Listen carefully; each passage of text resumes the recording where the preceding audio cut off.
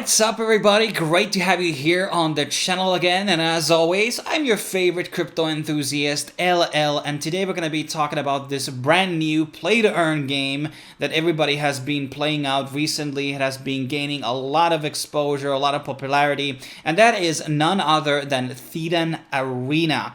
And this project exists on two different blockchains, on Binance Smart Chain and also on Cardia Chain, and you can find the actual token contracts on their main website, and total players is at 3.6 million as of right now. I think that is based on the installs. Obviously there might be some bots on the mix as well, because you can earn tokens by playing the game without any investment, although if you invest inside the game you can earn a lot more.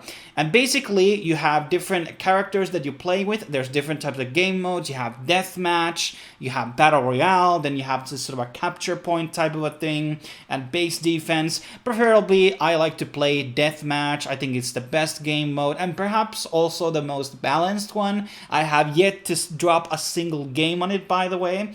And then there is the battle royale, which is good, but I think it has a lot of the balancing is not so strong for every character in that one. So deathmatch I think is the most balanced because there's 4 versus 4 and different characters have like kind of different utility to play, and some characters are not just ideal in that battle royale mode in my opinion. Now, as I already probably mentioned, this is available on Android, iOS, and PC. And basically, the way that this game works out is that you have characters that you can basically buy, and these have what we call like paid matches. So they have charges like 200 games can be played with this character, where you're going to be earning tokens from every battle you win. You also get a 1 token by losing games, and you get like 7.45 currently by winning.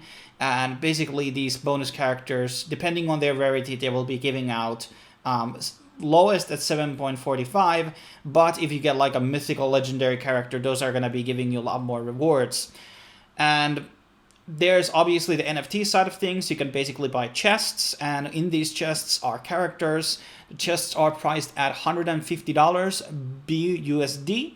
And I calculated with the current price of the play-to-earn token, you can make around that investment back in maybe 2 weeks or maybe 20 days.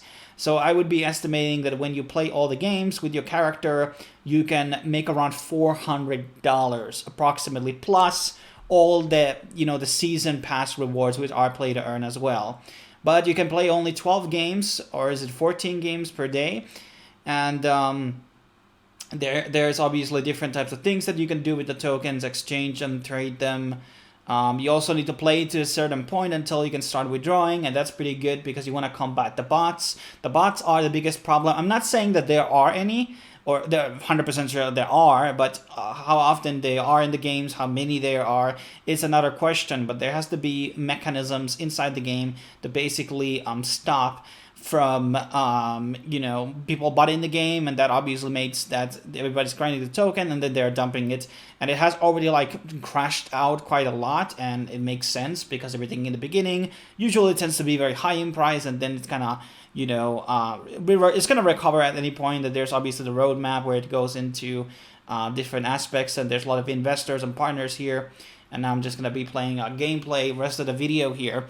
In terms of the game design, I think it's pretty smooth. It's maybe a bit slower to my liking. I like more agile movement and maybe faster shooting. There's kind of like a reload mechanism. You can't just spam bullets. All the different characters have like a different ultimate, which does different stuff. Some are extremely good in deathmatch, some are not. They're more support-oriented characters.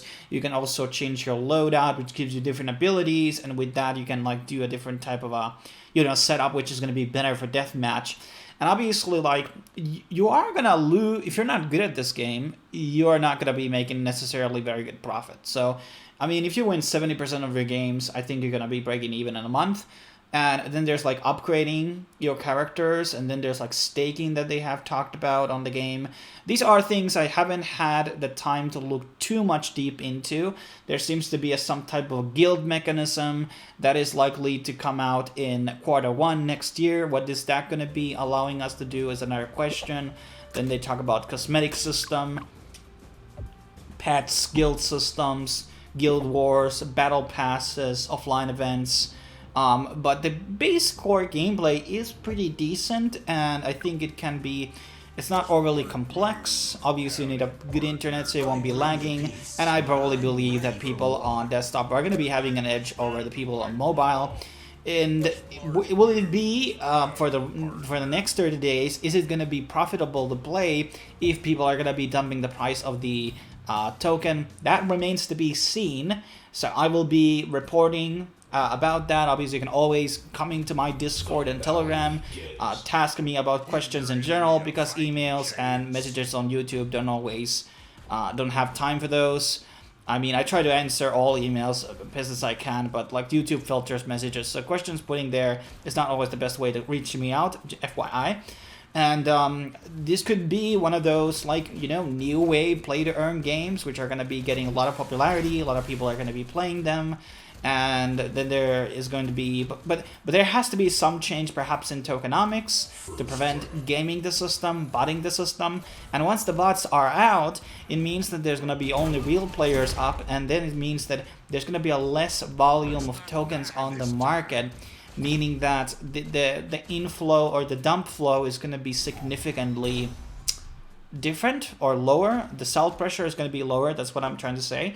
And when that happens, that basically means that we're going to be seeing price increase for this token. And then for real players, not the bots, it can be actually a pretty good adventure to play in the Thetan Arena and play games.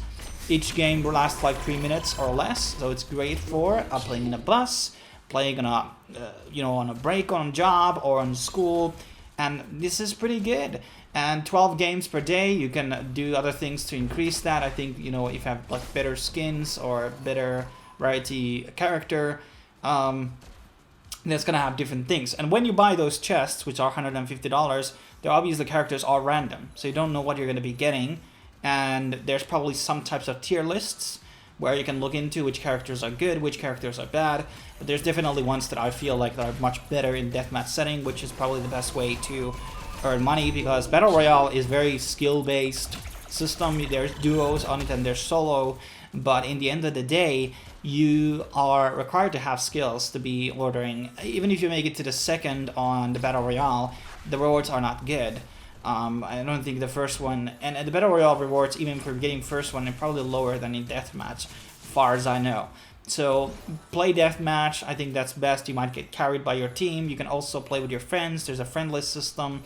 And when there is going to be, a guild inside the game, obviously we're going to be creating a guild with our YouTube subscribers and Telegram and Discord family. But as long as the game is going to be still playable, obviously, because there's no transactions to play the game, which is good, because, like, for example, the crypto plates, which we covered months ago, it became expensive to play. It was not profitable to play anymore.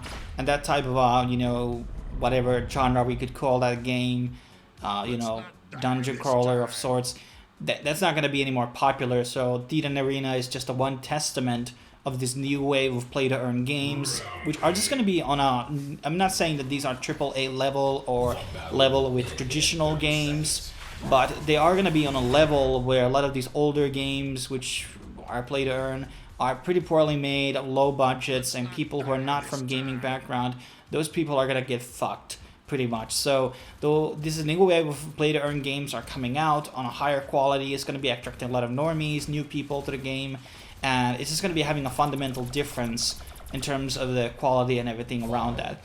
But that's pretty much my rundown so far of Thetan Arena. We might be doing more videos about it, maybe streaming it somewhere around the Christmas. But obviously, if you developers are watching, please send me some THG and THC to this address, or Binance, whatever, for covering this video and shilling your game. I think it's a pretty interesting game. The core game mechanics are fun enough to get a lot of people, learning up the game. It's not a very complex game in that sense, but there's obviously loadouts and things like these. Learning curve is kind of easy, but obviously customization is going to be adding extra layer of complexity to it, and for strategies to basically win out the game. And maybe you can also run like pre-mates, which can like win the games a lot more faster than normally. But hey, thanks for watching. I will be seeing you guys on the next video.